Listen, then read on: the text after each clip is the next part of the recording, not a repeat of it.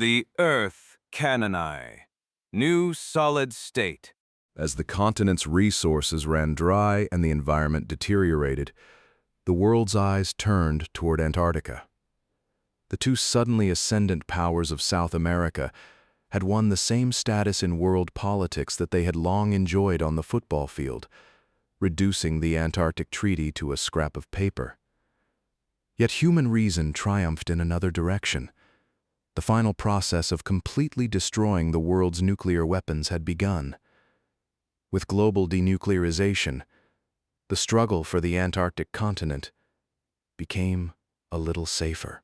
Walking through the enormous cavern, Shen Huabei felt as if he had entered a dark plain beneath a night sky without stars. Underfoot, rock melted by the heat of the nuclear blast had cooled and hardened, but powerful warmth still rose through the insulated soles of his boots until his feet sweated. In the distance, portions of the cavern wall that had not yet cooled gave off a faint red glow, like a dim dawn at the far end of that dark plain.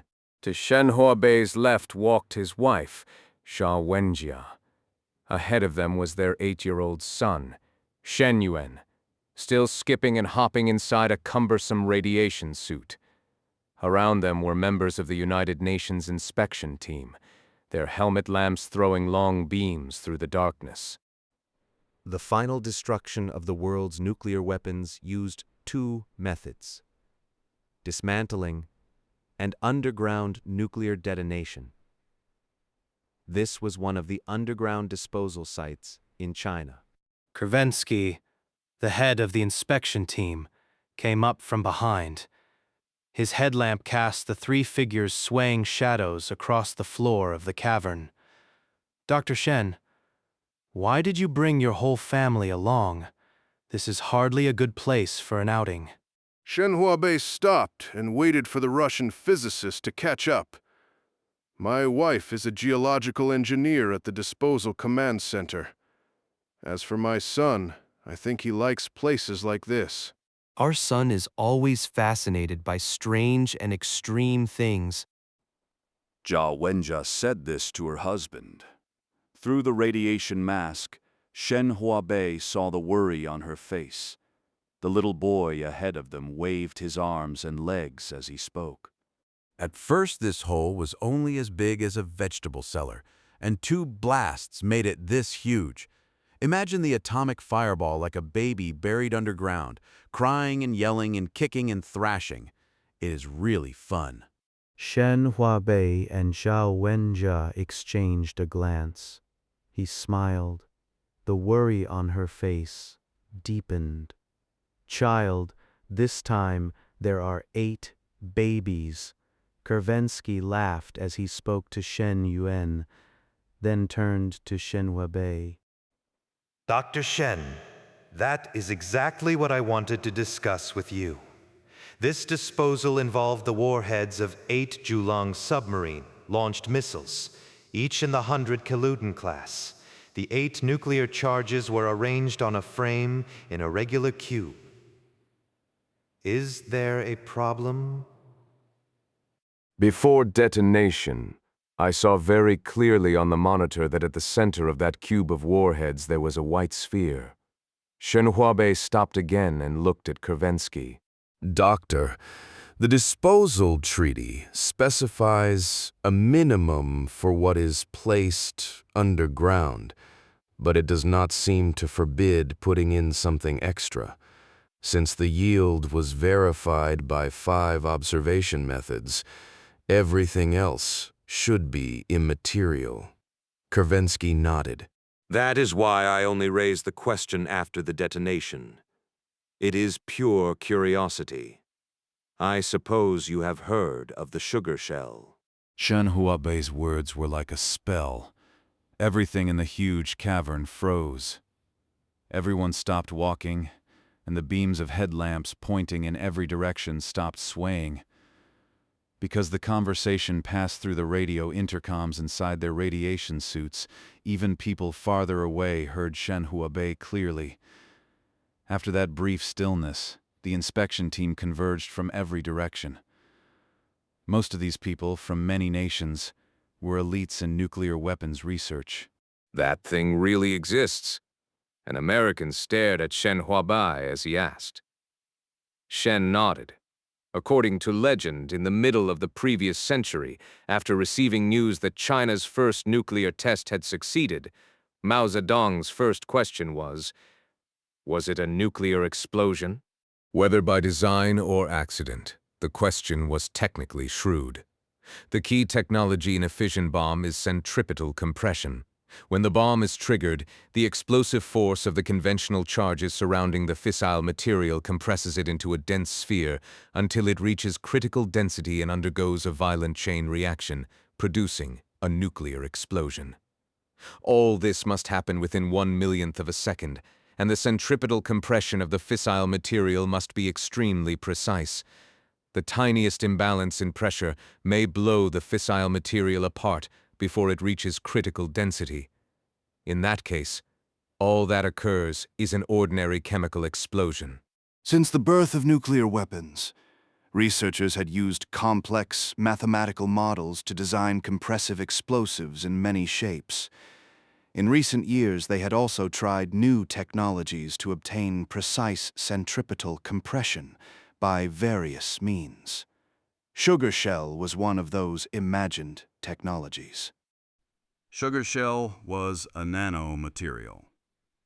In making a fission bomb, engineers used sugar shell to wrap the nuclear explosive and then wrapped sugar shell again with a layer of conventional explosive, sugar shell. Could automatically balance and distribute surrounding compressive stress. Even when the outer explosives produced uneven pressure, after passing through sugar shell and its stress-balancing distribution, the nuclear explosive it enclosed would still receive precise centripetal compression.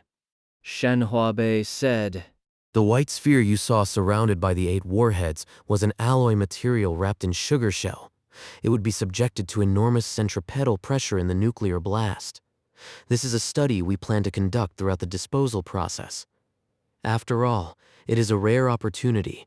Once all nuclear bombs vanish, Earth will have difficulty producing such immense instantaneous compressive stress for a long time. What will a test material become under such pressure? What will happen to it? That is a fascinating question. We hope this research will find a bright civilian future for sugar shell technology. A United Nations official said, You should wrap graphite in sugar shell and put it in. Then every blast would give us a big diamond, and this enormously expensive nuclear disposal project might even turn a profit. A few laughs sounded in the earphones. Officials without technical backgrounds were always treated with contempt in such settings. The pressure from an 800-kiloton nuclear explosion must be many orders of magnitude greater than the pressure needed to turn graphite into diamond. Someone said. Shen Yuan's clear child's voice suddenly sounded in everyone's earphones. Of course this big explosion will not make diamond. I will tell you what it will make. A black hole. A tiny black hole. It will suck us all in, suck in the whole Earth, and through it we will tunnel into a prettier universe. Ha, child. Then the pressure of this nuclear explosion is still far too small. Dr. Shen, your son's little head is truly unusual. Kervensky said. So, what was the result of the experiment? What did the alloy become? I imagine you probably cannot find it anymore. I do not know yet either. Let us go and see. Shen Huabei pointed ahead as he spoke. The nuclear blast had made the giant cavern into a regular sphere, so its floor was like a small basin. In the exact center of that distant basin, several headlamps were moving. Those are the people from the sugar shell experiment team. They walked toward the center of the basin, feeling as if they were descending a long slope.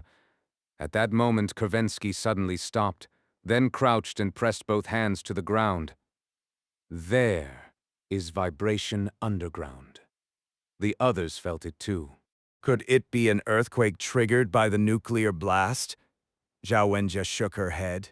The geological structure of the disposal region has been surveyed again and again. It absolutely cannot trigger an earthquake. This vibration is not seismic. It appeared after the blast and has continued until now. Dr. Deng Yuan says it is connected to the sugar shell experiment, but I do not know the details. As they approached the center of the basin, the vibration from deep in the strata grew stronger until the soles of their feet went numb, as if a rough giant wheel were spinning madly in the depths of the earth. When they reached the basin's center, one person in the small group stood up. It was Deng Yuan, the man Zhao Wenjia had just mentioned, leader of the material compression experiment under nuclear blast conditions. What are you holding? Shen Huabei pointed at the big white mass in Deng Yuan's hands. Fishing line. Dr. Deng said this as he parted the people crouching in a circle. They were staring at a small hole in the ground. It had appeared in the surface of rock that had melted and resolidified, about 10 centimeters across, perfectly round, with very smooth edges, like a drilled borehole. The fishing line in Deng Yuan's hand was still steadily feeding down into it. Look, we have already lowered more than 10,000 meters of line, and it has not reached the bottom. Radar shows the hole is already more than 30,000 meters deep, and it is still extending. How did it form? Someone asked. The compressed test alloy drilled it. It sank into the strata like a stone sinking through the surface of the sea. The vibration is what it transmits upward as it passes through the dense layers of Earth. Oh my God! This is a miracle! Kervensky exclaimed. I thought the alloy would simply have been vaporized by the heat of the nuclear blast. Deng Yuan said, That would have happened without the sugar shell. This time, before it could be vaporized, it was compressed by the centripetal pressure gathered by the sugar shell into a new state of matter. Supersolid might be appropriate, but physics already has that term, so let us call it new solid state. Are you saying its specific gravity compared with the rock of the strata is like that of stone compared with water? Far greater than that. The main reason a stone sinks in water is not simply the contrast in specific gravity, but that water is a liquid. When water freezes, its specific gravity changes little, yet a stone placed on top cannot sink through it. Now this new solid-state matter is sinking through solid rock. You can see how astonishing its density must be. Are you saying it has become neutron star matter? Deng Yuan shook his head. We have not measured it precisely yet, but its density is certainly far below degenerate neutron star matter. Its sinking speed shows that. If it were truly a piece of neutron star matter, it would fall through the strata like a meteor through the atmosphere, causing volcanic eruptions and massive earthquakes. It is a state of matter between ordinary solid matter and degenerate matter. Will it keep sinking all the way to the center of the Earth? Shen Yuan asked. Perhaps it will, child. After it sinks to a certain depth, the material of the strata becomes liquid, which will make its descent easier. How fun! How fun! While everyone's attention remained fixed on the hole, Shen Huabei, Zhao Wenjia, and their son quietly left the crowd and walked far into the darkness. Apart from the vibration underfoot, it was very quiet.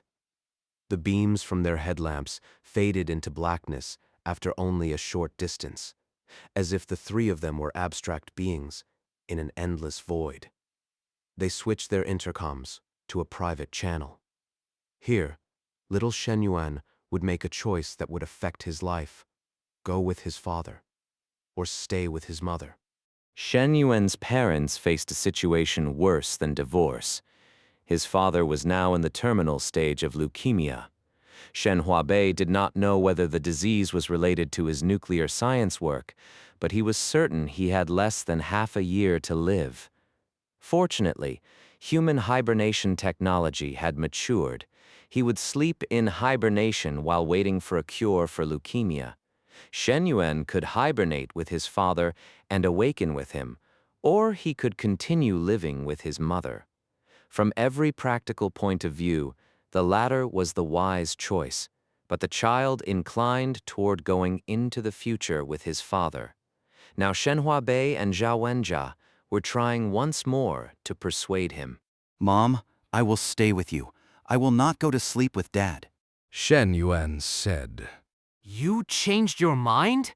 Zhao Wenjia asked in delighted surprise. Yes, I do not think I have to go to the future. Things are fun right now. That thing sinking toward the center of the Earth, for example? How fun. Have you decided? Shen Huabei asked. Zhao Wenjia glared at him, clearly afraid the child would change his mind again. Of course, I am going to look at that hole. Little Shen Yuan said this and ran toward the cluster of headlamps moving in the distant basin center. Zhao Wenjia watched the child's receding figure and said anxiously, I do not know whether I can raise him well.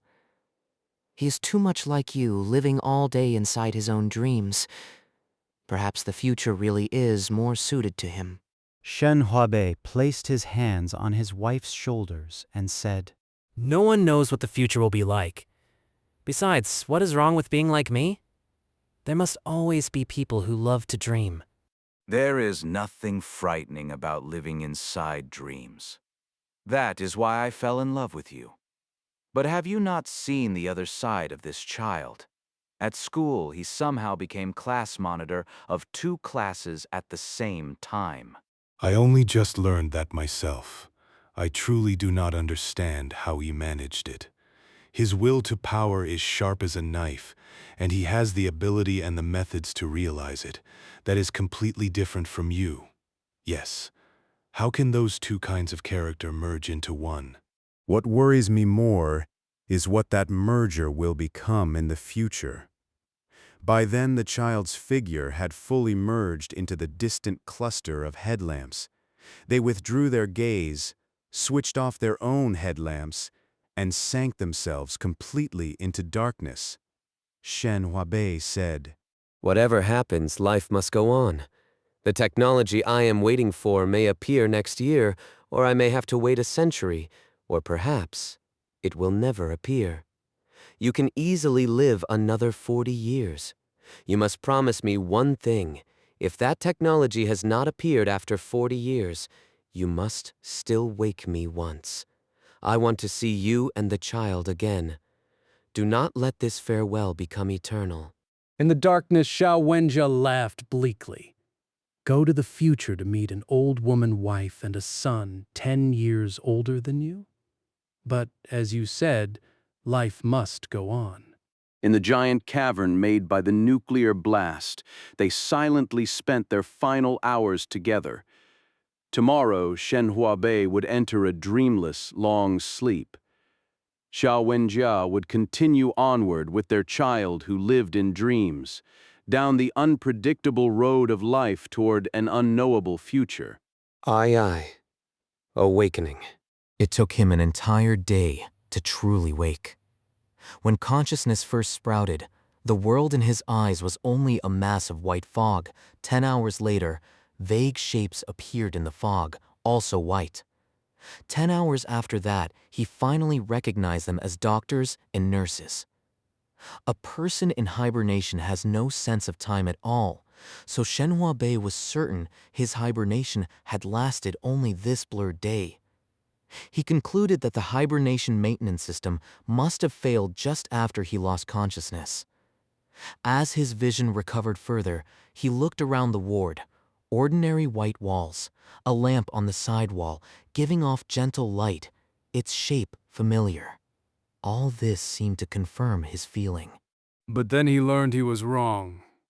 The white ceiling of the ward suddenly emitted bright blue light, and conspicuous white words appeared. Hello. The Earthlife Cryonics company that undertook your hibernation service went bankrupt in 2089. All of your hibernation service has been transferred to Green Cloud Company.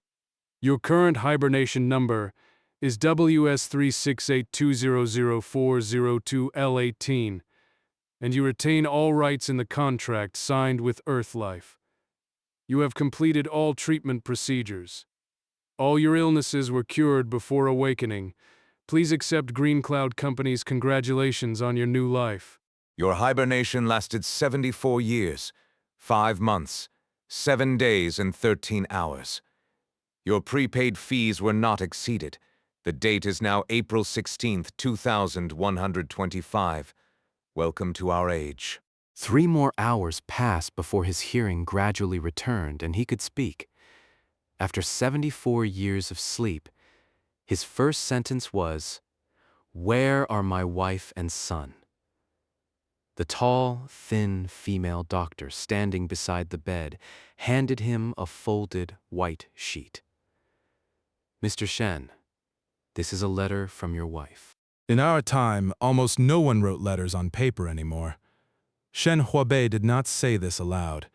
He only gave the doctor a strange look. But when he unfolded the sheet with still numb hands, he received the second proof that he had crossed time. The surface was blank, then began to glow blue, and lines of text appeared from top to bottom, soon filling the page. Before entering hibernation, he had imagined countless times the first words his wife would say when he woke. The contents of this letter exceeded his strangest imagining. "My dear, you are in danger." When you read this letter, I will no longer be here. The person giving it to you is Dr. Guo. She is someone you can trust, perhaps the only person in this world you can trust. Follow all her arrangements. Forgive me for breaking my promise and not waking you after 40 years. Our Yuan has become someone you cannot imagine. He did things you cannot imagine. As his mother, I do not know how to face you. My heart is broken. The life I have already lived means nothing to me. Take care of yourself. Where is my son? Where is Shen Yuan? Shen Huabei strained to prop himself up and asked. He died 5 years ago. The doctor's answer was extremely cold, with no regard for the pain the news brought this father. Perhaps she sensed it somewhat, for she added in consolation, "Your son lived to 78. Dr. Guo took out a card and handed it to Shen Huabei. This is your new identity card. The information stored in it is all on the letter just now." Shen Huabei turned the sheet over and over. Apart from Zhao Wenjia's brief letter, there was nothing on it. When he flexed the paper, the creases produced watery ripples, much like the effect of pressing a finger against a liquid crystal display in his own era. Dr. Guo reached out, took the sheet, and pressed the lower right corner. The display turned to another page, revealing a form. "I am sorry. Paper in the true sense no longer exists." Shen Huabei looked up at her in confusion. "Because forests no longer exist." She shrugged, then pointed item by item at the contents of the form. Your name is now Wang Ruo. You were born in 2097. Your parents are dead, and you have no relatives. Your birthplace is Hohhot, but your current residence is here, a very remote mountain village in Ningxia. It is the most ideal place I could find, somewhere that will not draw attention. But before you go there, you will need facial surgery. Never speak to anyone about your son, and never show any interest in him. But I was born in Beijing. I am Shen Yuan's father.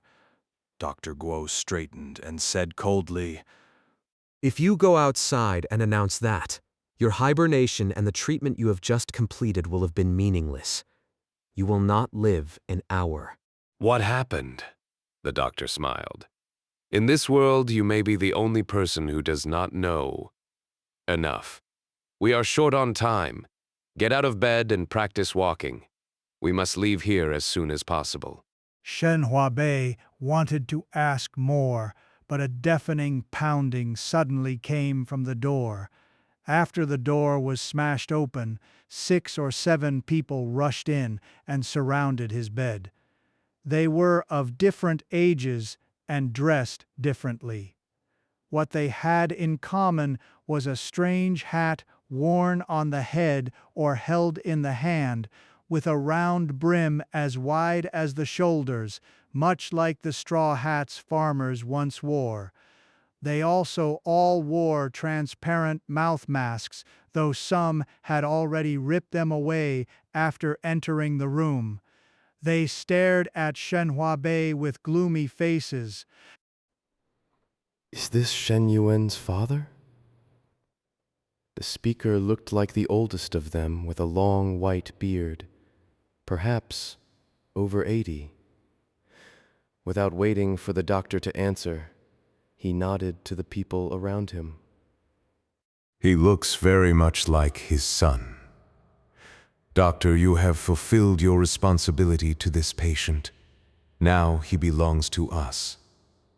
How did you know he was here? Dr. Guo asked calmly.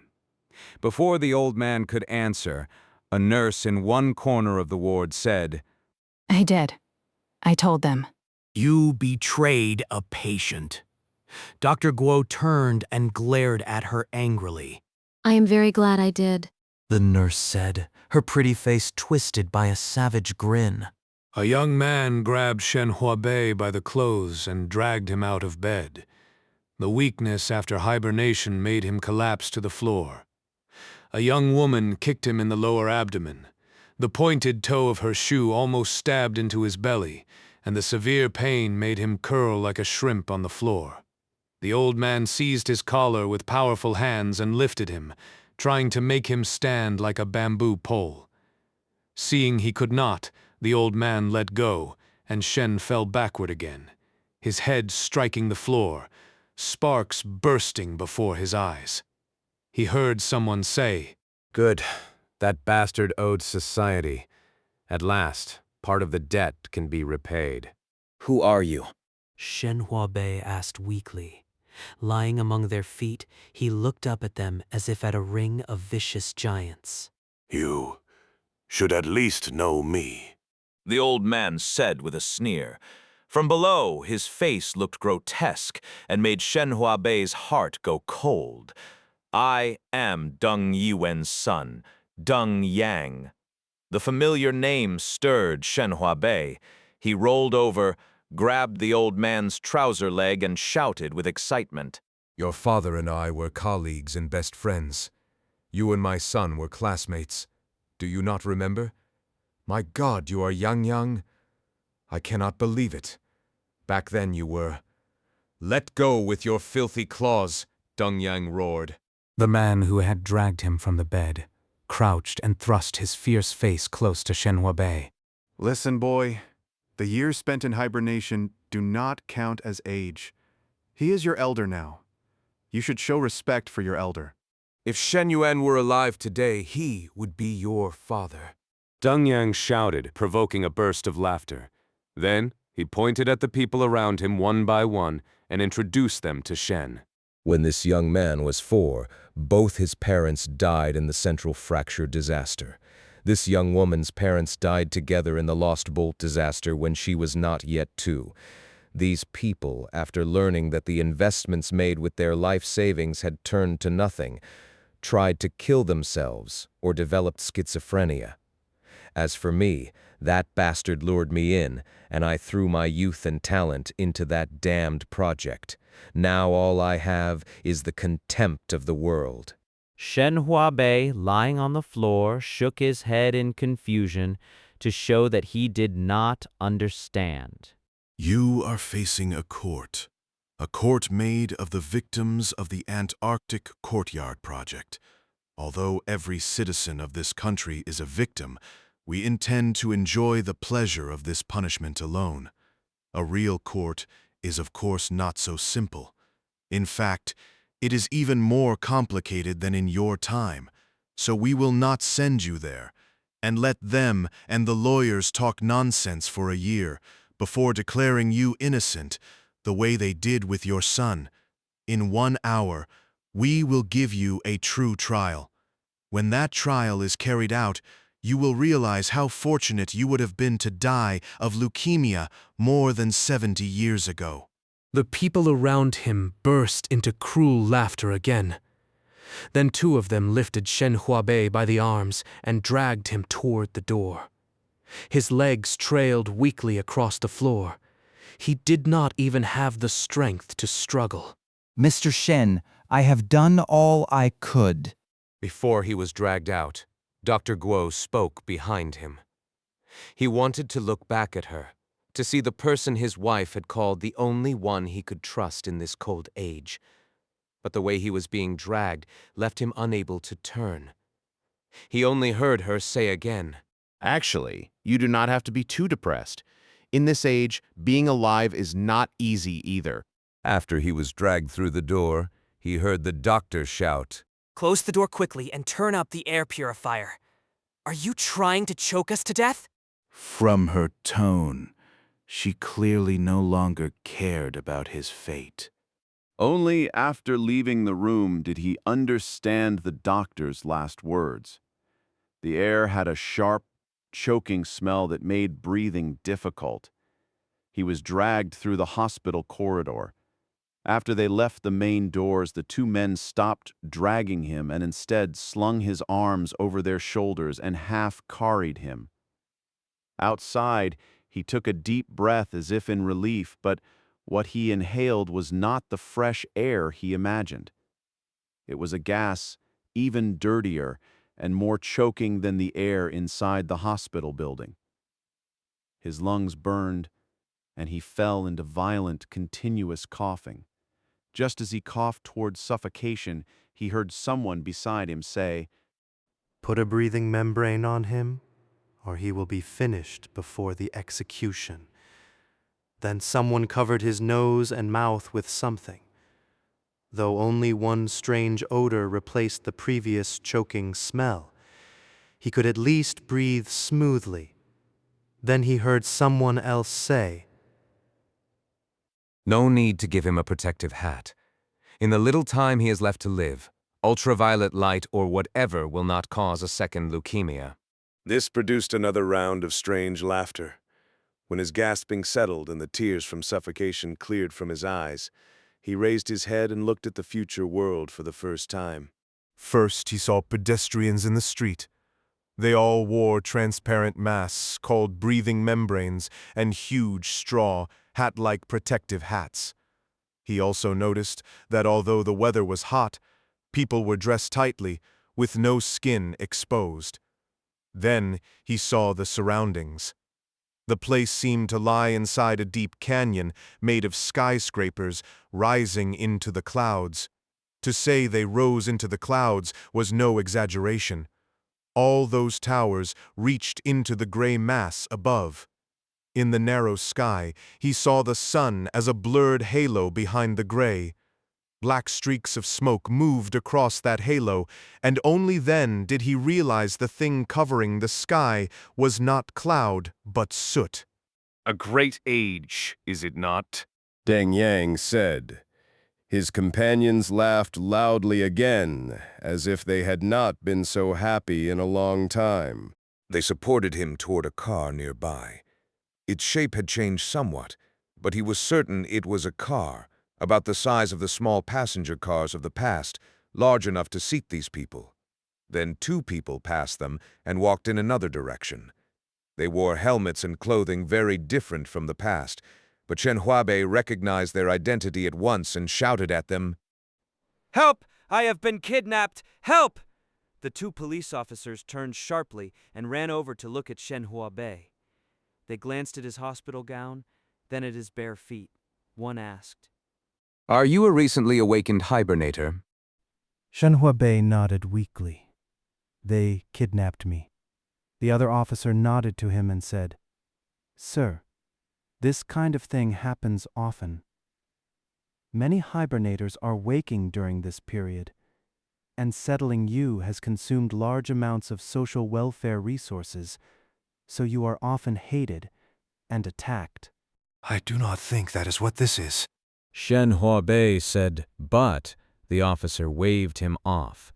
Sir, you are safe now. Then the officer turned toward Deng Yang's group. This gentleman clearly still needs further treatment. 2 of you will take him back to the hospital, and this officer will go with you to understand the situation. I also inform you that the 7 of you are under arrest for kidnapping. As he spoke, he raised his wrist and called for support through the communicator there. Deng Yang rushed over to stop him. Wait, officer. We are not those thugs who persecute hibernators. Look at this man. Does he not seem familiar? The 2 officers stared carefully at Shen Huabei. They briefly removed his breathing membrane to recognize him better. He looks like Misisi. Not Misisi. He is Shen Yuan's father. The 2 officers widened their eyes and looked back and forth between Deng Yang and Shen Huabei, as if they had seen a ghost. The orphan left by the central fracture disaster pulled them aside and spoke in a low voice. During this, the 2 officers looked toward Shen Huabei from time to time. Each glance changed, and in the final glance they cast at him, Shen Huabei read despairingly that they had become Deng Yang's accomplices. The 2 officers came over without looking at Shen Huabei. One vigilantly scanned the surroundings as a lookout. The other went straight to Deng Yang and lowered his voice. We will pretend we saw nothing. Do not let the public notice him, or it will cause a riot. What terrified Shen Huabei was not only the content of the officer's words, but also the way he said them. He obviously did not care that Shen heard, as if Shen were a lifeless object placed nearby. Those people stuffed Shen Huabei into the car, then climbed in themselves. As the car started, all the window glass became opaque. It drove itself. There was no driver, and no visible manual controls in front. No one spoke on the road. Merely to break the suffocating silence, Shen Huabei asked casually, Who is Misisi? A movie star, said the orphaned girl from the Lost Bolt disaster sitting beside him. He became famous playing your son. Shen Yuan and the alien Satan are now the 2 great villains most often appearing in film and media. Uneasy, Shen Huabei shifted away from her, leaving a gap. His arm accidentally touched a button below the car window, and the glass immediately turned transparent. Looking out, he found the car traveling on an enormous and complex ring interchange, crowded with vehicles. The spacing between cars was less than 2 meters. The terrifying thing was that this was not a traffic jam. At spacings one would expect only in a jam, all the vehicles were moving at high speed, perhaps more than 100 kilometers per hour. The whole interchange looked like a mad carousel made of cars. Their car hurtled toward a fork at dizzying speed. Just as it was about to enter another stream of traffic, a gap in that stream appeared to receive it. Such gaps appeared constantly at the fork at speeds almost too fast to perceive, allowing the 2 torrents of traffic to merge seamlessly. Shen Huabei had already noticed the car was self-driving. Artificial intelligence had pushed road utilization to its limit. Someone behind him reached out and darkened the glass again. Do you really mean to kill me while I know nothing about any of this? Shen Huabei asked. Deng Yang, seated in the front row, turned and gave him a lazy glance. Then I will tell you the short version. 3. Antarctic Courtyard. People rich in imagination are often powerless in reality. By contrast, the strong people who grasp the direction of history mostly have impoverished imaginations. Your son was one of the rare people in history who combined the 2. Most of the time, reality was only a small island in the ocean of his fantasies. But whenever he wished, he could turn his world over, making fantasy the island and reality the ocean. In both oceans, he was the finest sailor. I know my own son. You do not need to waste time on that. Shen Huabei interrupted Deng Yang. But you could never imagine how high Shen Yuan climbed in reality, or how much power he held. That power enabled him to turn his most perverse fantasies into reality. Unfortunately, society did not discover the danger early enough. Perhaps there have been people like him in history, but they were like asteroids passing close to Earth. They vanished into space before releasing their energy into the world.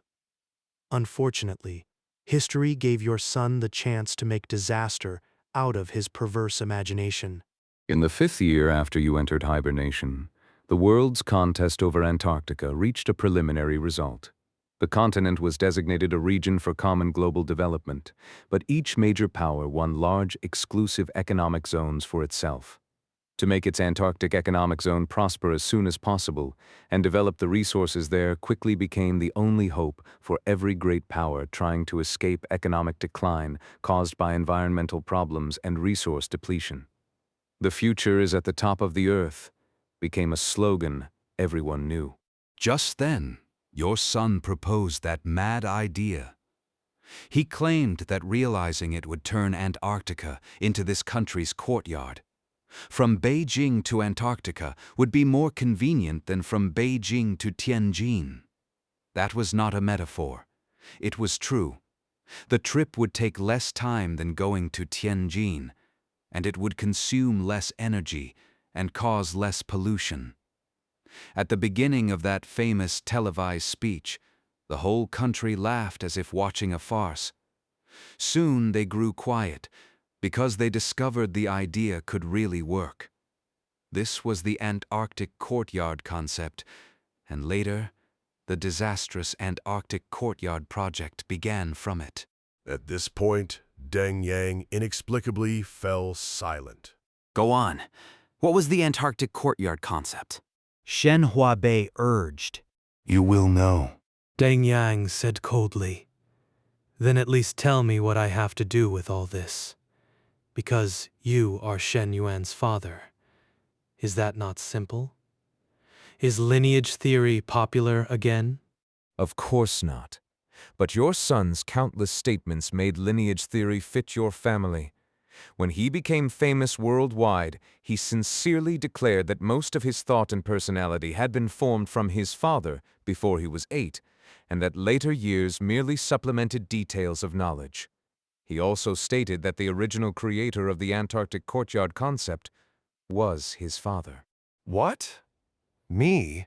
Antarctic courtyard?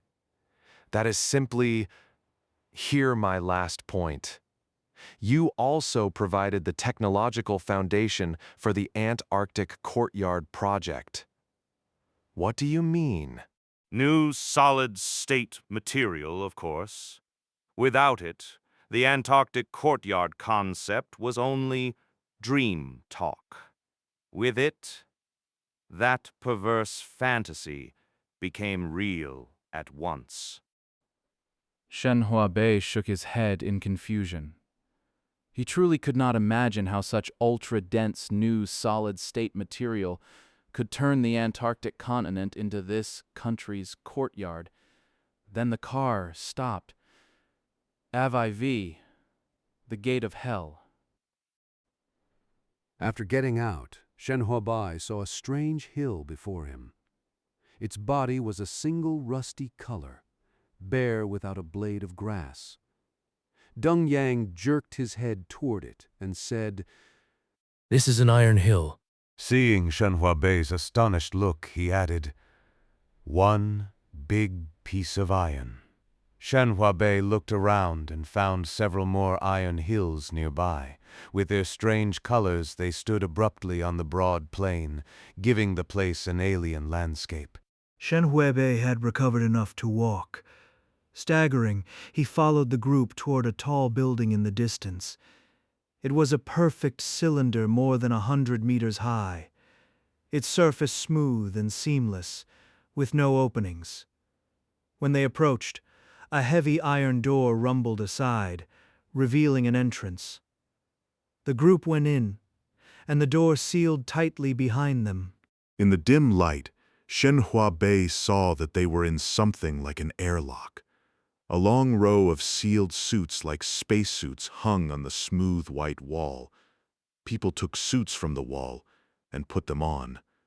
With the help of two others, he also began to put one on. While doing so, he looked around and saw another sealed door opposite, tightly shut, with a red light on it. Beside the red light was a glowing digital display that he recognized as an atmospheric pressure reading. When the heavy helmet was screwed tight, a transparent LCD area appeared at the upper right of his faceplate, displaying rapidly changing numbers and graphics. He could only tell that they were the self-checks of the suit's internal systems. Then he heard a low humming outside, as if some equipment had started. The atmospheric pressure value above the opposite door was falling rapidly. After about 3 minutes, it dropped to 0. The red light changed to green, and the door opened, revealing the black interior of the sealed building. Shen Huabei confirmed his guess. This was a transition chamber from an atmospheric region into a vacuum region. In other words, the inside of the huge cylinder was a vacuum. The group stepped through the entrance. The door closed behind them again, and they were in thick darkness. Helmet lamps on several suits switched on, sending beams through the dark, but they did not reach far. A familiar feeling appeared. Shen Huabei shuddered involuntarily, gripped by an inexplicable fear. Go forward. Deng Yang's voice sounded in his earphones.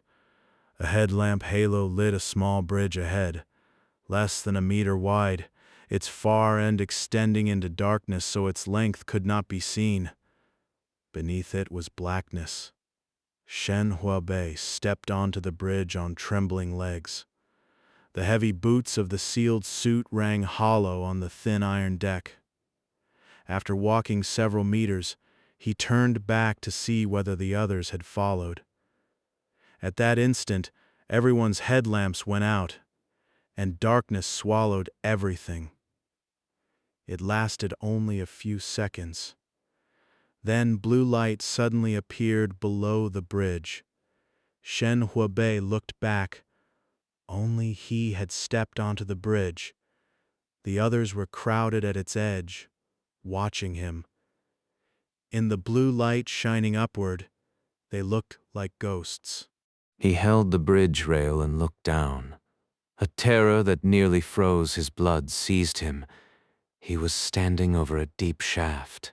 The shaft was about 10 meters in diameter. At intervals on the wall, rings of light marked its existence in the dark.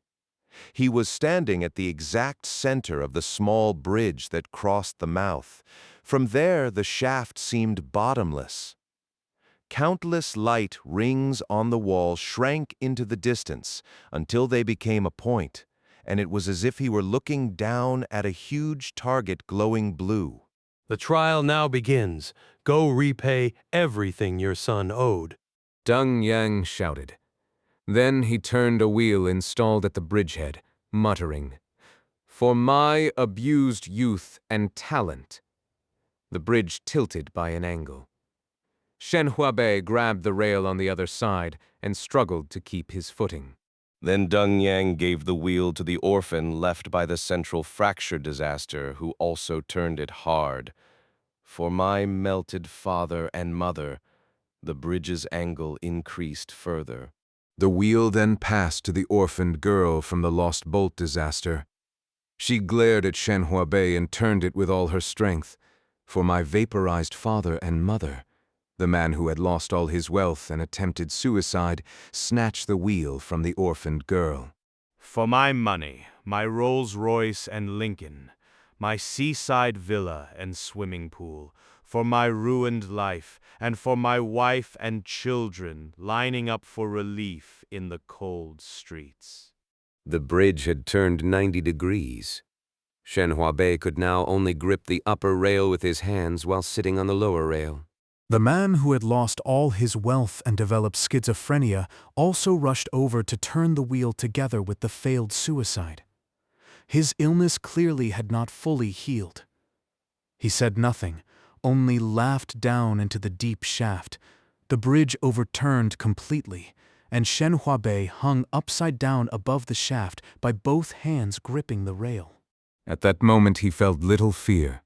Looking at the bottomless gate of hell beneath his feet, his not very long life flashed through his mind like lightning. His childhood and youth had been gray, with few memories of joy or happiness. After entering society, he achieved academic success and invented sugar shell technology, but this had not made life accept him.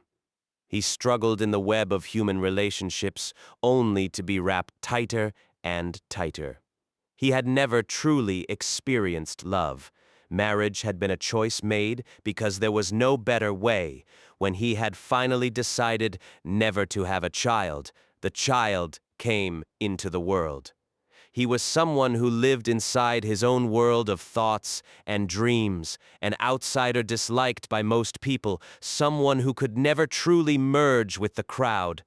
His life was eternal solitude, an endless journey against the current. He had once placed his hopes in the future, but this was the future. His dead wife, his son become an enemy of humanity, a polluted city, and these hatred-filled, twisted people. All this made him lose heart toward this age and toward his own life. He had originally resolved to learn the truth before dying, but now even that no longer mattered. He was an exhausted traveler, and the only thing he longed for was release. Amid the cheers of the people at the shaft edge, Shen Huabei let go and fell toward the blue glowing target of fate. He closed his eyes and sank into the weightlessness of falling. His body seemed to become transparent, and everything too heavy for life to bear left him. In the last few seconds of life, a song suddenly sounded in his mind. It was an old Soviet song his father had taught him. In the era before his hibernation, no one knew how to sing it anymore. Later, as a visiting scholar in Moscow, he had hoped to find a kindred spirit there. But the song had vanished from Russia as well. So it had become his own song. Before reaching the bottom of the shaft, he could sing only 1 or 2 notes in his heart, but he believed that when his soul finally left his body, the song would continue in another world. Without realizing it, he had already sung half of that slow melody in his heart. A long time had passed. Then his consciousness suddenly snapped awake. He opened his eyes and saw himself rushing through one blue ring of light after another without stopping. The fall was still continuing. Deng Yang's wild laughter sounded in his earphones. How does it feel, dying man? Pretty good, is it not? He looked down and saw a chain of blue concentric circles rushing toward him. He kept passing through the largest circle while new small circles appeared at the center and quickly expanded. Looking upward, he saw another set of concentric circles, but its motion was the reverse image of the first. "How deep is this shaft?" he asked. "Do not worry. You will reach the bottom eventually. The bottom is a hard, smooth steel plate. Splat! The meat pancake you become will be thinner than paper." Then he noticed the LCD area at the upper right of his faceplate again. A line of red text glowed. "You have now reached a depth of 100 kilometers. Speed, 1.4 kilometers per second. You have crossed the Moho discontinuity and passed from crust into mantle.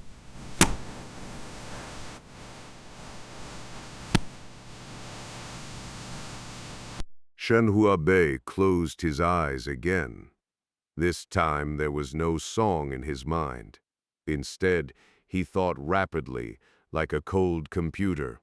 When he opened his eyes again half a minute later, he understood everything. This was the Antarctic Courtyard Project. That hard, smooth steel plate at the bottom did not exist. This shaft had no bottom. It was a tunnel through the earth. The Great Tunnel. Does it run along a cord, or does it pass through the Earth's center? Shen Huabei asked. It was merely thought surfacing in the form of language. A clever mind. You thought of that so quickly. Deng Yang exclaimed, "Very like his son." Someone added, "It sounded like the orphan from the Central Fracture disaster."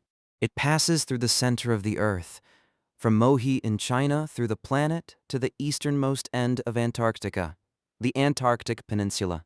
Deng Yang answered Shen Huabei.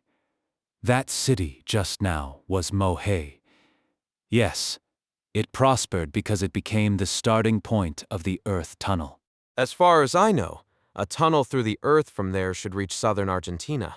Correct, but the tunnel has a slight curve. If the tunnel is curved, will I crash into the wall? If the tunnel went straight to Argentina, you certainly would.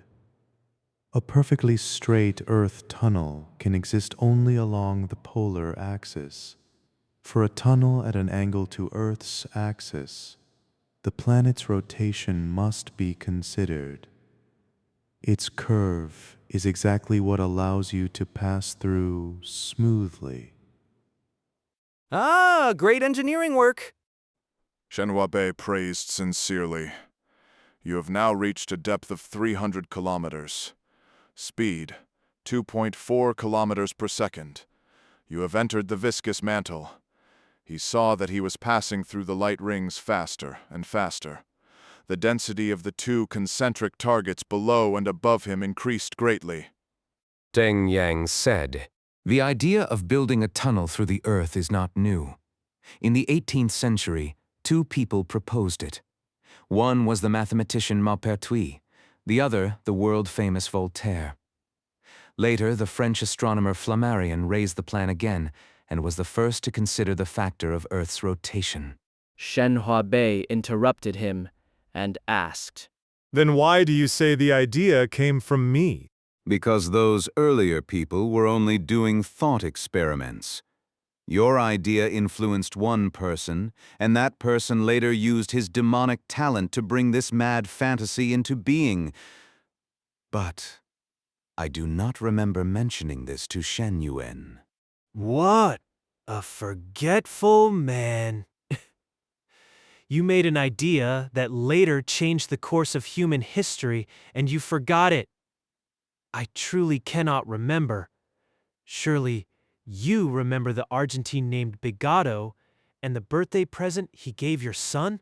You have now reached a depth of 1,500 kilometers. Speed, 5.1 kilometers per second. You have entered the rigid mantle. Shen Huabei finally remembered. It was Shen Yuan's 6th birthday. Shen Huabei had invited Dr. Bigado, an Argentine physicist then in Beijing, to his home. At the time, the two South American powers had risen. Argentina had claimed large tracts of Antarctic land, sent many immigrants there, and developed nuclear weapons rapidly, shocking the world. In the later global denuclearization process, Argentina naturally joined the United Nations Disposal Committee as a nuclear state. Shen Huabei and Bigado were both experts in one of the committee's technical groups. The present Bigado brought Shen Yuan that day was a globe made of a new kind of glass, a reflection of Argentina's rapidly developing technology. Its refractive index was the same as air, so the glass sphere itself could not be seen. The continents on the globe seemed to float between the poles. Shen Yuan loved the gift. During the conversation after dinner, Bagado took out a major Chinese newspaper and showed Shen Huabei a political cartoon. In it, an Argentine football star was kicking the earth. I do not like this, Bagado said. Chinese people's understanding of my country seems limited to football, and they extend that understanding into international politics. In your eyes, Argentina has become an aggressive country. You should know that Argentina is, after all, the country farthest from China on Earth. You are on the other side of the planet, Zhao Wenjia said with a smile. She took the completely transparent globe from Shen Yuan. On it, China and Argentina overlapped through the invisible sphere. Actually, I have a way to make exchanges between the two countries easier. Shen Huabei took the globe and said, "All we need is to dig a tunnel from China through the Earth's center and out the other side." Bagado said, "That tunnel would still be more than 12,000 kilometers long. It would not be much shorter than an air route." But the travel time would be much shorter. Imagine carrying your travel bag and jumping into one end of the tunnel. Shen Huabei had only meant to steer the topic away from politics. He succeeded.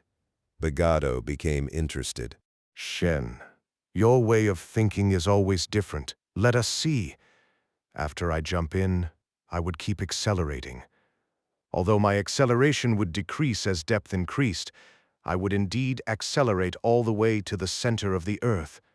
Passing the center, my speed would reach its maximum, and acceleration would be 0. Then I would begin slowing as I rose, with the deceleration increasing continuously during ascent. When I reached the ground on the other side of the Earth in Argentina, my speed would be exactly 0. If I wanted to return to China, I would only have to jump from that side again. If I wished, I could perform eternal simple harmonic motion between the northern and southern hemispheres. Wonderful. But the travel time. Let us calculate it. Shen Huabei opened his computer. The result came out quickly. Using Earth's ideal average density, jumping from China into an Earth tunnel, passing through more than 12,000 kilometers of planetary diameter, and falling to Argentina would take 42 minutes and 12 seconds. Swift travel! Bagado said happily, "You have now reached a depth of 2,800 kilometers. Speed, 6.5 kilometers per second. You are crossing the Gutenberg discontinuity and entering the core." As Shen Huabei fell, he heard Deng Yang again. "That night, you surely did not notice your son staring with those bright, intelligent eyes, listening to you in a trance. You could not possibly know that he stared at the transparent globe beside his bed all night and did not sleep. Of course, you may have influenced your son countless times in this way. You planted many seeds of wild imagination in Shen Yuan's heart. This was only one that later bloomed." Shen Huabei stared at the ring of shaft wall 4 or 5 meters around him, rushing upward. The high-frequency sweep of the light rings made the wall's surface blur. "Is this new solid-state material?" he asked. What else could it be? What other material could have the strength to build a tunnel like this? How was such a huge amount of new solid-state matter produced? How can a material so dense it sinks into the strata be transported and processed? I can only explain briefly. New solid-state matter is produced through continuous small nuclear detonations, and the core technology is, of course, your sugar shell. The production line is enormous and complex. New solid-state material comes in many density grades. Lower density grades do not sink into the strata. If you make a broad foundation from such material and place the high-density material on it, the pressure is dispersed by the foundation, and it can float on the surface. Similar principles allow it to be transported. As for processing new solid-state material, the technology is even more complex. With your level of knowledge, you may not be able to understand it. In short, new solid-state material is already an enormous industry, larger in economic scale than steel, and it is not used only for the Antarctic Courtyard project. Then how was this tunnel built? First, I will tell you this. The basic structural component of the tunnel is the shaft ring. Each ring is about 100 meters long. The entire tunnel consists of roughly 240,000 shaft rings joined together. As for the specific construction process, you are a clever man. Perhaps you can imagine it yourself. You have now reached a depth of 4,100 kilometers. Speed, 7.5 kilometers per second. You are in the middle of the liquid core. Cixin sinking? Yes, by a sinking shaft method. First, shaft rings were sunk from China and Antarctica into the strata and joined into a line that pierced the Earth. The second step was to remove the geologic material inside the joined rings, and the tunnel was formed. The iron hills you saw outside the tunnel entrance are heaps of iron-nickel alloy removed from the core section of the tunnel. The specific construction had to be done by underground ships, machines capable of traveling through the strata and also made of new solid-state material. Some models can travel at core depth. They can position the sinking shaft rings within the strata. By that calculation, only 120,000 rings should be needed. Supersolid matter has no problem withstanding the pressure and heat deep inside Earth, but there are many moving fluids underground, flowing magma at shallower depths, and more dangerous liquid iron-nickel currents in the core. They create immense shear impacts on the tunnel. New solid-state material can withstand those impacts, but the joints between rings cannot. Therefore, the tunnel consists of inner and outer layers of shaft rings. The inner rings fit tightly against the outer rings, and the two layers are staggered against each other, giving the tunnel enough shear strength. You have now reached a depth of 5,400 kilometers. Speed, 7.7 kilometers per second. You are approaching the solid inner core. Next, I suppose you will tell me about the disasters caused by the Antarctic Courtyard project. 5 disasters. The first disaster of the Antarctic Courtyard project occurred 25 years ago, when the project had entered its final exploration and design phase and required a great deal of underground navigation. During one exploratory voyage, an underground vessel named Sunset 6 had an accident in the mantle and sank into the core. Of its 3 crew members, 2 died. Only a young female navigator survived. She is still sealed inside the Earth's center, destined to spend the rest of her life in that narrow underground ship. The neutrino communication equipment aboard has lost its transmitting function, but it may still be able to receive. Incidentally, her name is Shen Jing.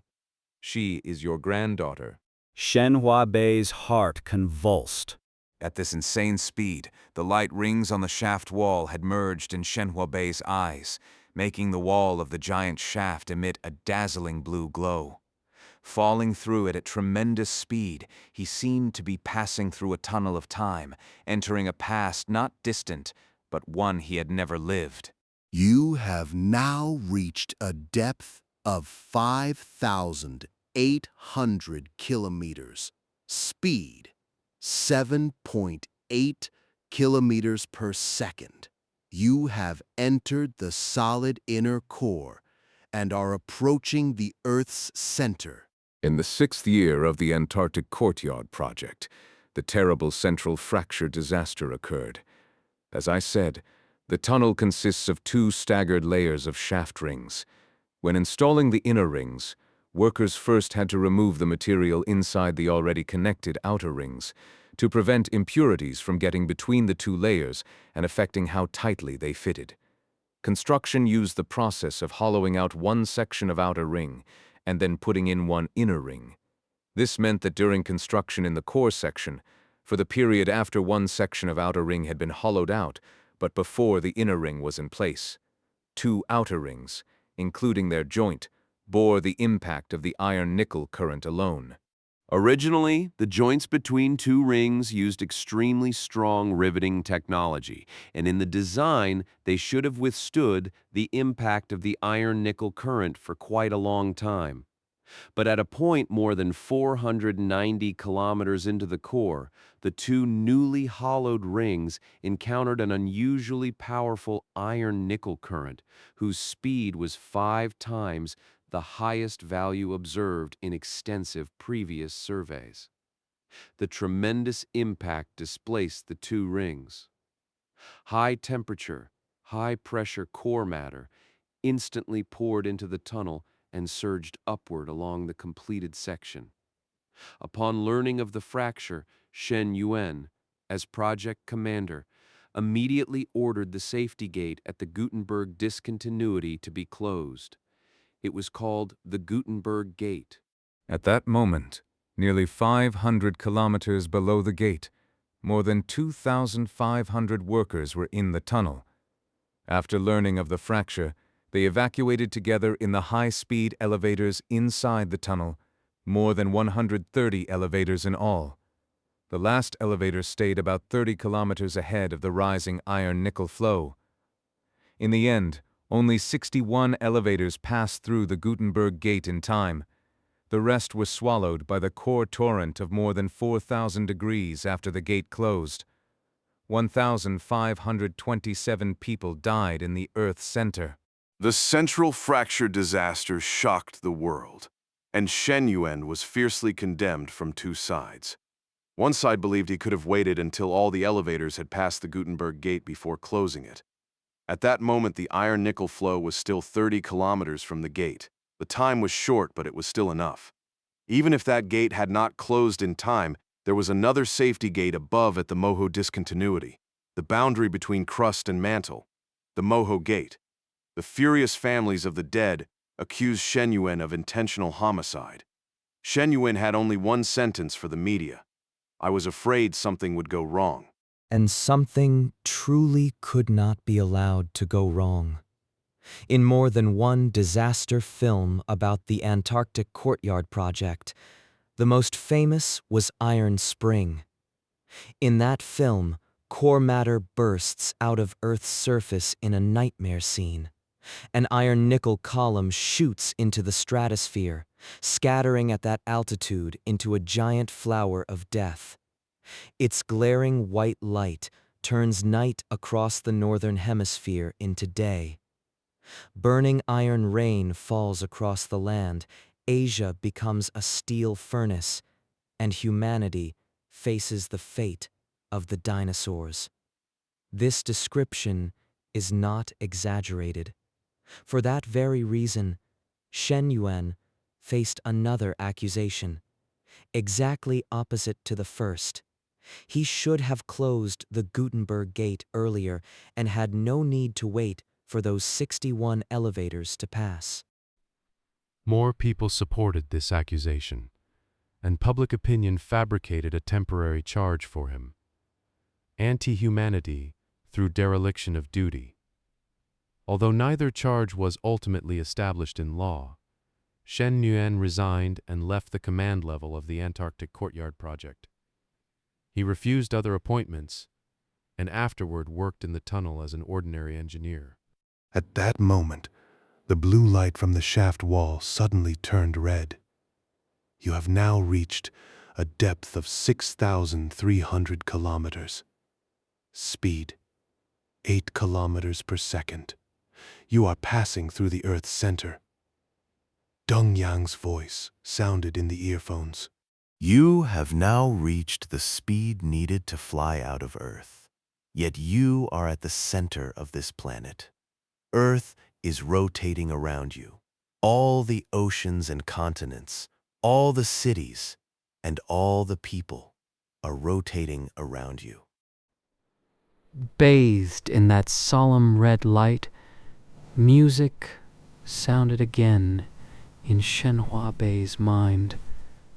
This time it was a grand symphony. He passed through the red glowing geocentric tunnel at first cosmic velocity, as if drifting inside Earth's blood vessels, and his blood surged. Deng Yang said again,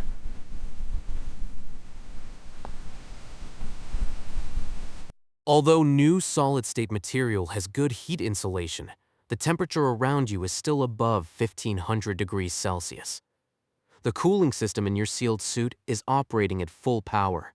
The red glow of the shaft wall lasted only a dozen seconds, then returned to a tranquil blue. You have passed the Earth's center. You are now rising and beginning to decelerate. You have risen 500 kilometers. Speed, 7.8 kilometers per second.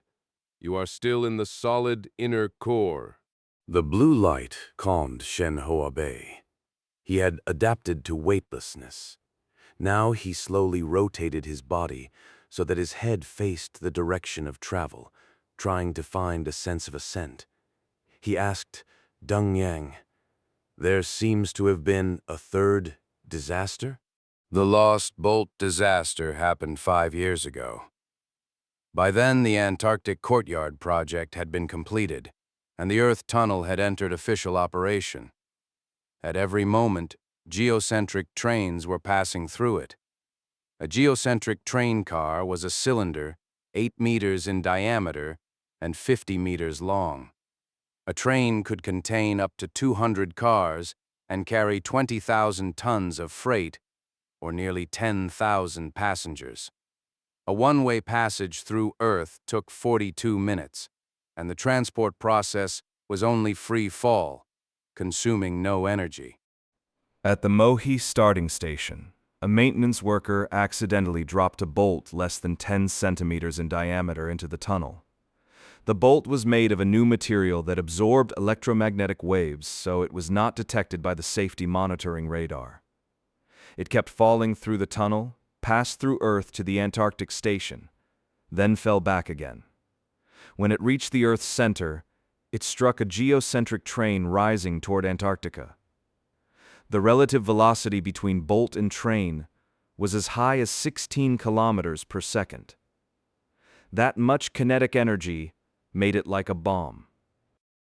It pierced the first 2 cars, vaporizing everything along its path. The explosion of those 2 cars made the whole train scrape against the shaft wall at 8 kilometers per second, and in an instant, it was torn to pieces. Large numbers of fragments ran back and forth through the tunnel. Some crossed the entire Earth again and again. Most lost part of their speed in collisions and merely oscillated near the core. It took a month to clear all the fragments from the tunnel. The bodies of the 3,000 passengers on the train were never found. The heat of the core section had cremated them completely. You have now risen 2,200 kilometers from the Earth's center. Speed, 7.5 kilometers per second. You have re-entered the liquid part of the core. But the greatest disaster was this mega-project itself. Technically, the Antarctic Courtyard project was an unprecedented feat in human history. Economically, its stupidity was equally unprecedented. Even now, people cannot understand how a project whose economic planning bordered on idiocy could have been implemented. Shen Yuan's demonic talent certainly played a role, but the fundamental cause may have been humanity's frenzy to develop a new continent and its blind worship of technology. In economic terms, the day the Antarctic Courtyard project was completed was the day it died. Although transport through the Earth Tunnel was extremely fast and consumed almost no energy. In the language of the time, drop it and it arrives, or jump and you arrive. The project's colossal investment made fares on the geocentric train extremely expensive. That canceled out the advantage of speed and left the train with no obvious edge against traditional transport. You have now risen 3,500 kilometers from the Earth's center. Speed, 6.5 kilometers per second. You are crossing the Gutenberg discontinuity and re-entering the mantle. Humanity's Antarctic dream soon shattered. The surging tide of industry and overdevelopment quickly destroyed the last clean world on Earth, turning Antarctica into the same kind of soot-filled waste ground as the other continents. The ozone layer above Antarctica was completely destroyed, and the effects spread worldwide. Even in the northern hemisphere, intense ultraviolet radiation forced people to protect themselves before going outdoors. The accelerated melting of the Antarctic ice sheet also drove global sea levels sharply upward. After a painful process, human reason prevailed again. All United Nations member states signed a new Antarctic Convention, withdrawing humanity completely from Antarctica and making the continent again a place almost without human footprints, hoping its environment could slowly recover.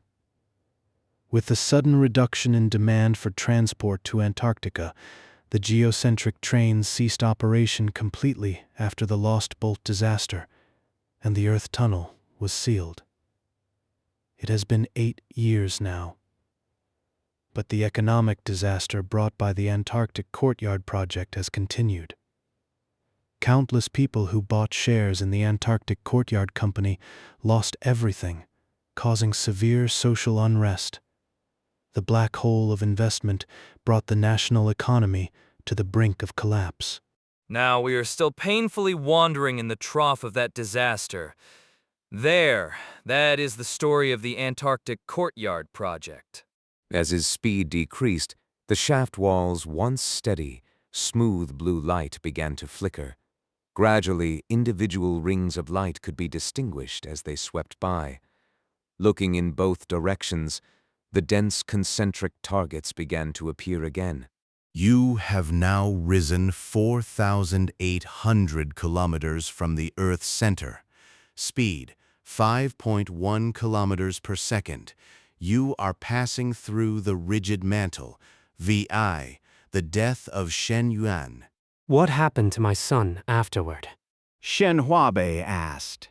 After the tunnel was sealed, Shen Yuan stayed at the Mohi starting station as part of the remaining staff.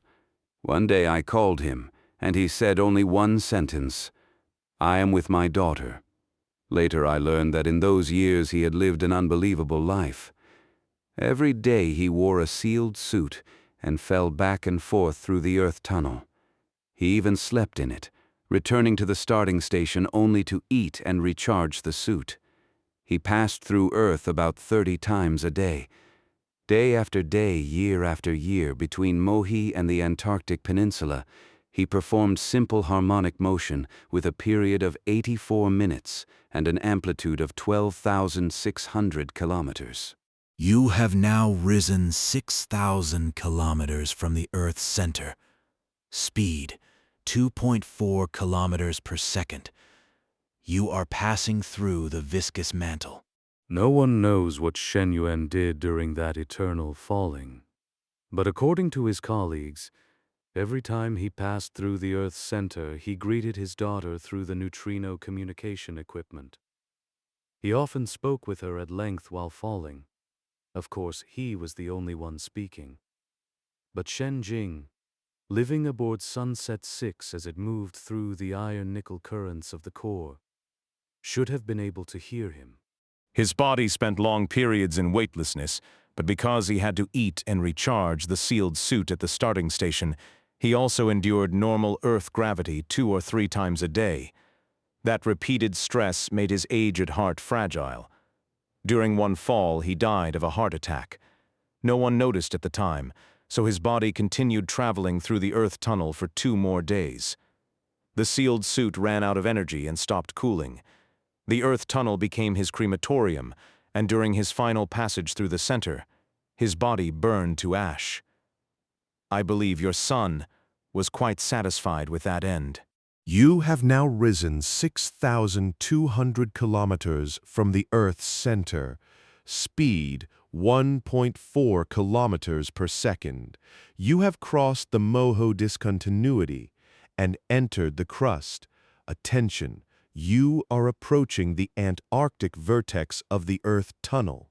This is also my end, is it not? Shenhua Bei asked calmly.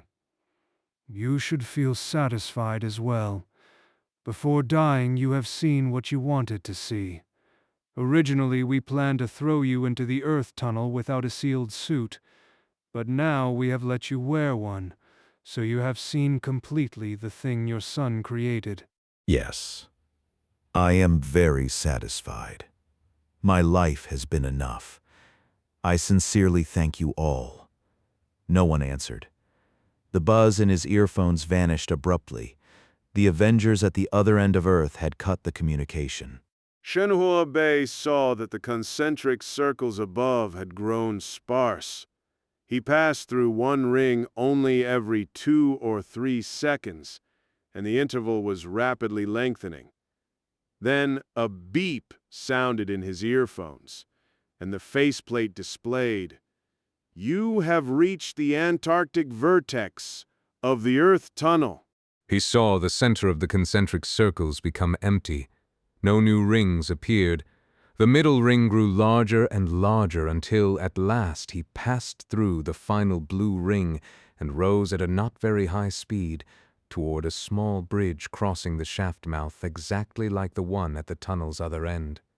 Several people in sealed suits stood on the bridge. As he rose out of the shaft, they reached out together, grabbed him, and pulled him onto the bridge. The interior of the Antarctic station was also dark, lit only by the blue glow from the rings on the shaft wall. He looked up and saw a huge cylinder hanging above, its diameter slightly smaller than the shaft mouth. He walked to the shaft edge at the end of the bridge and looked higher.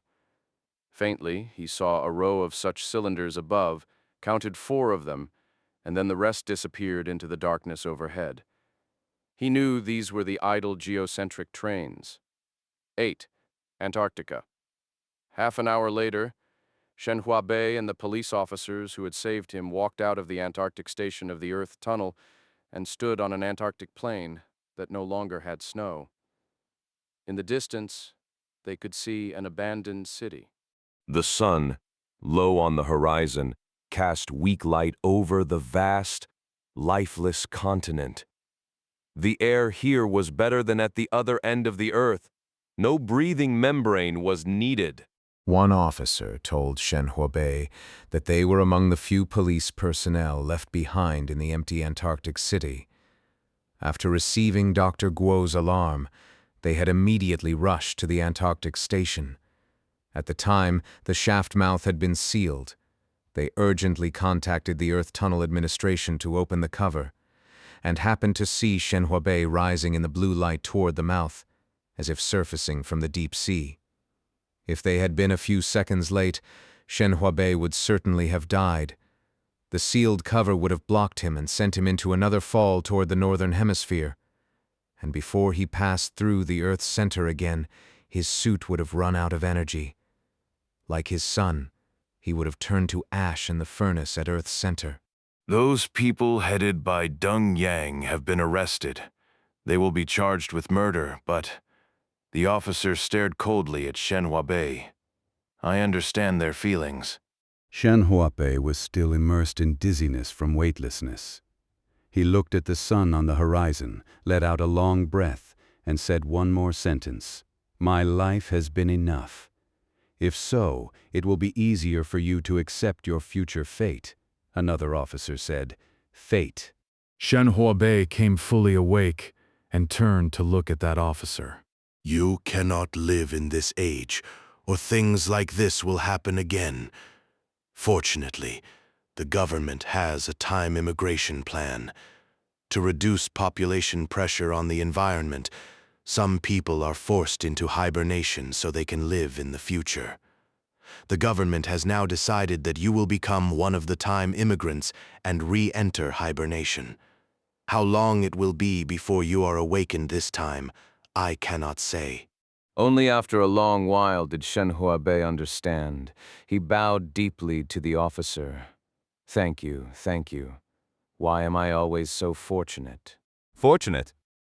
The officer looked at him in confusion and said, Even hibernation immigrants from this age cannot adapt to future society, let alone someone like you from the past. A smile appeared on Shen Huabei's face. It does not matter. The key is that I will see the Earth Tunnel become humanity's pride again. The officers gave a few laughs. How could that be? This completely failed mega-project can only remain forever as a pillar of shame for you and your son. Shen Huabei laughed loudly. His weightless weakness made him unsteady, but in spirit, he was excited to the utmost. The Great Wall and the pyramids were both completely failed mega-projects. The former failed to stop the horse-riding peoples of the north from invading, and the latter failed to resurrect the pharaoh mummies inside them. But time makes all that irrelevant. Only the human spirit condensed upon them shines forever. He pointed to the towering Antarctic station of the Earth Tunnel behind him. Compared with this great geocentric Great Wall, how pitiful you weeping Mengjiangs are. Ha ha ha ha. Shen Huabei spread his arms and let the Antarctic cold wind pierce his body. Yuan, our lives have been enough. He said happily. Epilogue. Shen Huabei woke again half a century later. After waking, he experienced almost the same things as during his awakening 50 years before. He was taken by a group of strangers into a car, entered the Mohi station of the Earth Tunnel, put on a sealed suit.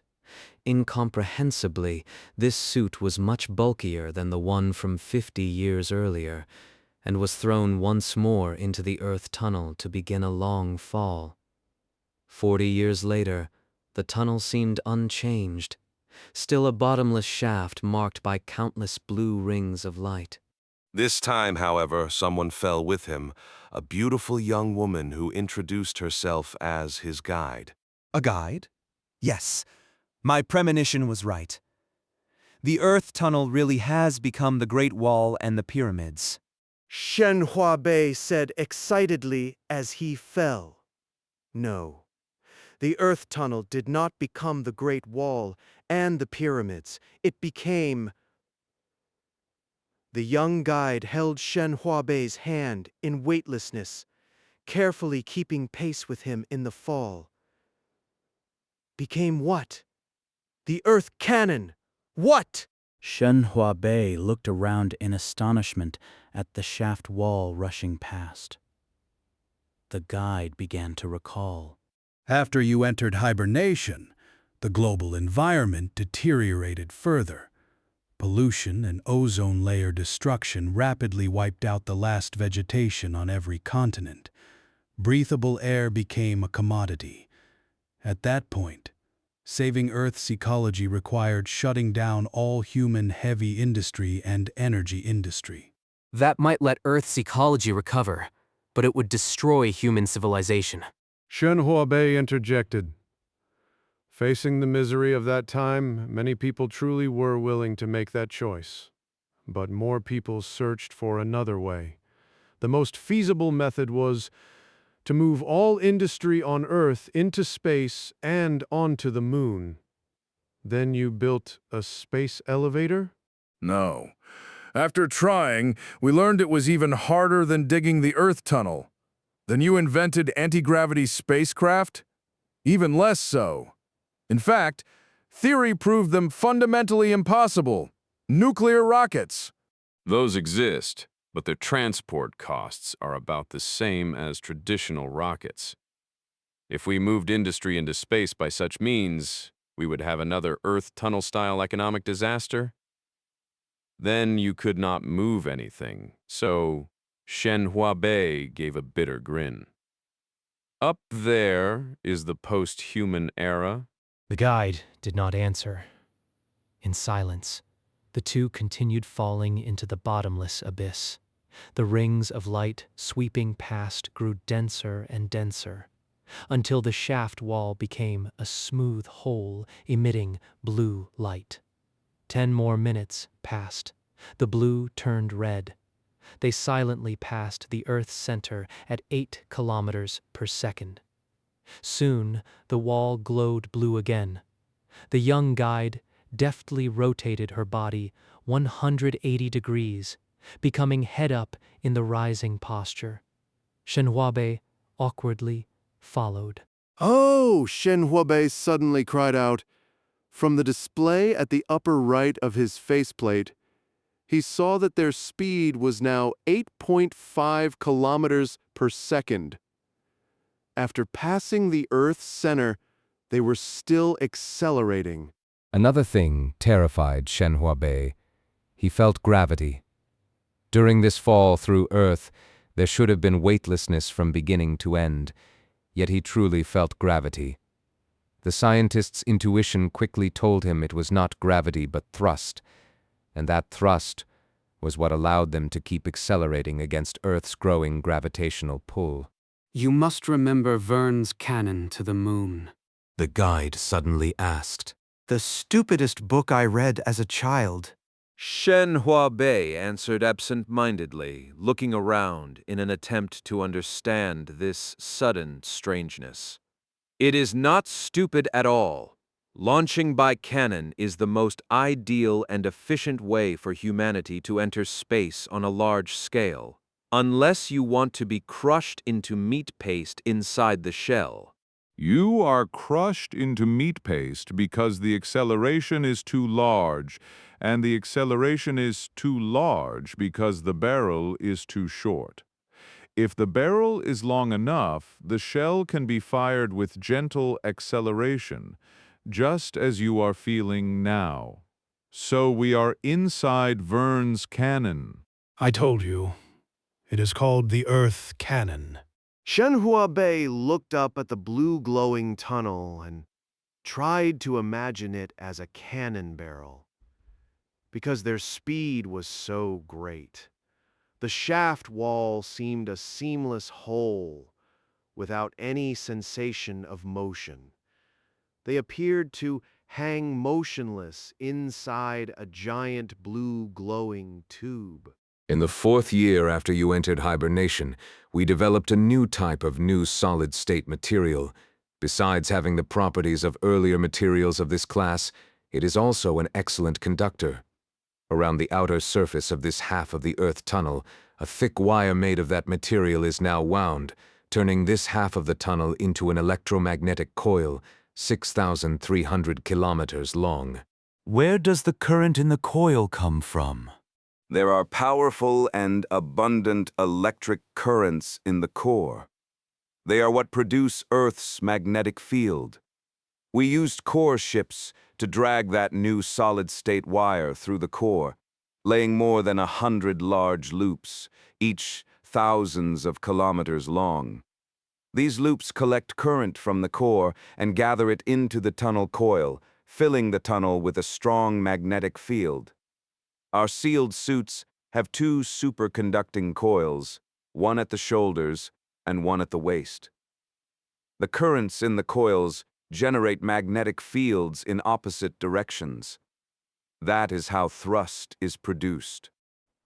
Because they continued to accelerate, the ascending segment was soon nearly finished.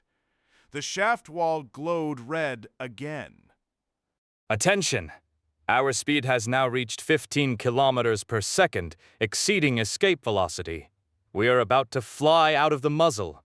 At the Antarctic exit of the Earth tunnel, the tall building that had housed the geocentric trains had long since been demolished.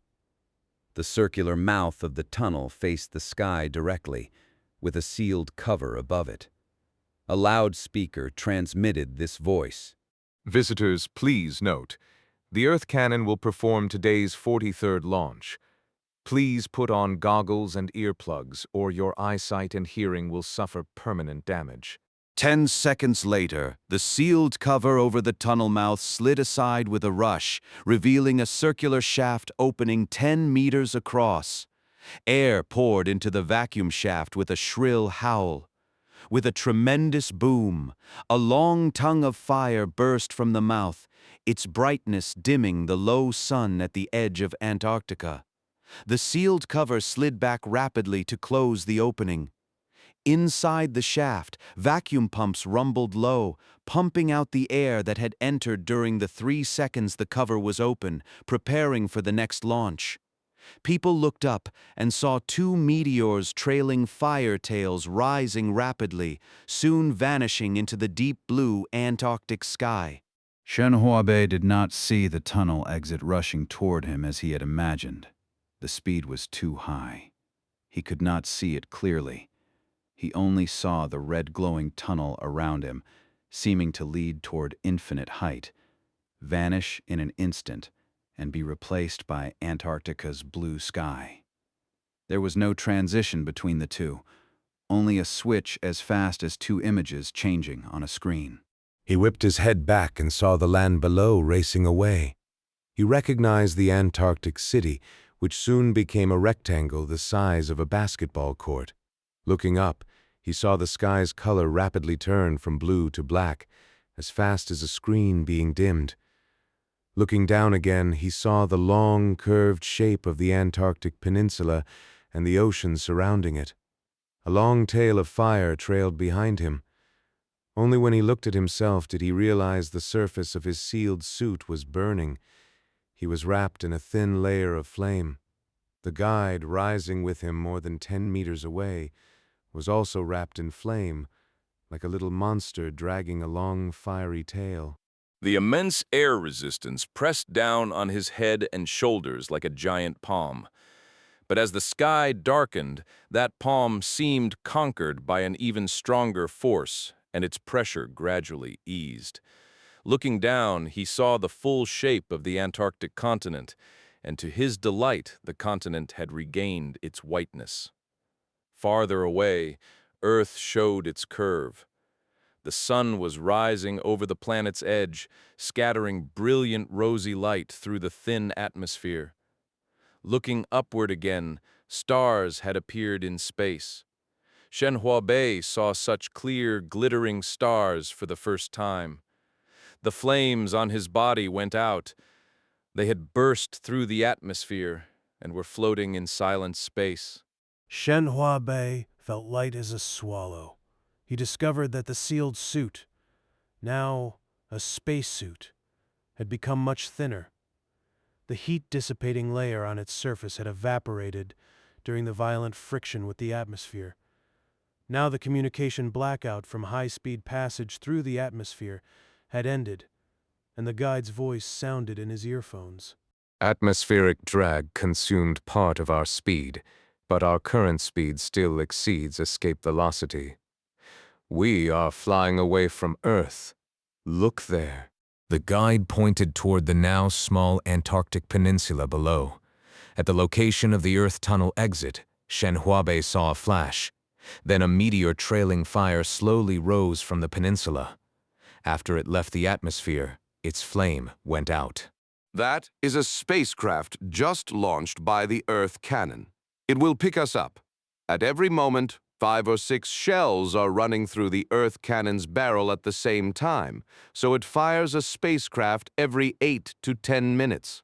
Entering space now is as convenient as taking the subway. 20 years ago, when the great industrial migration began, launches were most frequent. There were often more than 20 shells accelerating in the barrel at once, and the Earth Cannon fired urgently into space at a rate of 1 shot every 2 or 3 minutes. Batch after batch of spacecraft formed rising meteor showers. That was humanity's solemn challenge to fate. It was magnificent. Then Shenhuabei noticed many fast-moving stars among the constellations. Their motion against the static starry background was easy to see, Those objects had to be in Earth orbit. Looking more closely, he could make out the shapes of many rings, cylinders, and irregular bodies made of several forms combined, like exquisite little ornaments on the black fabric of space. That is Baoshan iron and steel, the guide said, pointing to a glowing ring, then pointed out several other bright spots in turn. Those are Sinopec, though of course they no longer process petroleum. Those cylinders are the European Metallurgical Consortium. Those are solar power stations that beam electricity to Earth by microwave. What you see glowing is only their control centers. The solar cell arrays and transmitting antenna arrays are invisible. Shen Huabei was intoxicated by the scene. Looking again at the blue earth below, tears flowed from his eyes. His greatest wish now was for everyone who had participated in the Antarctic Courtyard project, dead or living, to see all this. He thought especially of one person, a woman forever young in everyone's mind. "Have you found my granddaughter?" he asked. "No. We lack the technology for long-range detection in the core. It is a vast region, and no one knows where the iron-nickel flow carried her. Can what we are seeing be sent to the center of the Earth by neutrino?" We have been doing that all along. I believe she will see it.